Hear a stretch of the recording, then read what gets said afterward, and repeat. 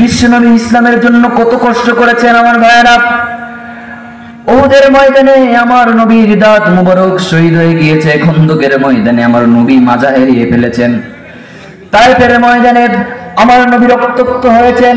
শুধু তাই না, শিবে আবু তালিবে আমার নবী 3টা বছর পার করেছেন।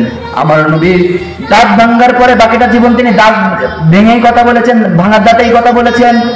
আমার নবী খন্দকের ময়দানে পরীক্ষাকরণ করার জন্য মাজা হারিয়ে ফেলেছেন, বাকি জীবন তিনি মাজাটা পুজো করে হেঁটেছেন। আমার নবীর দাঁত ভাঙ্গা ইসলাম, আমার নবীর মাজা হারানো ইসলাম, আমার নবীর শুধু মাজা হারানো নয়, রক্তাক্ত হয় ইসলাম, আমার নবীর জেল খাটা ইসলাম। যে নবী ইসলামের জন্য এত কষ্ট করেছেন, সেই ইসলামকে টিকিয়ে রাখার দায়িত্ব আজ উম্মতে মুহাম্মাদেরও আছে না নাই? সেই বিশ্বনবীকে আমরা যেরকম ভালোবাসি, সে তার অবমাননায় গর্জে উঠতে হবে মুসলমান। জীবনের শেষ রক্ত দিয়েও সে বিশ্বনবীর অবমাননার প্রতিবাদ করতে হবে। কথা বলেন ঠিক কিনা?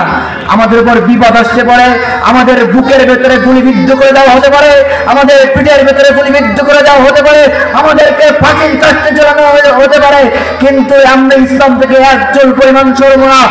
জীবনের শেষ রক্তবিন্দু দিয়ে ইসলামের পথে থাকতে আছেন, জাতি আছে কারাগার করে আল্লাহকে দেখিয়ে দেন।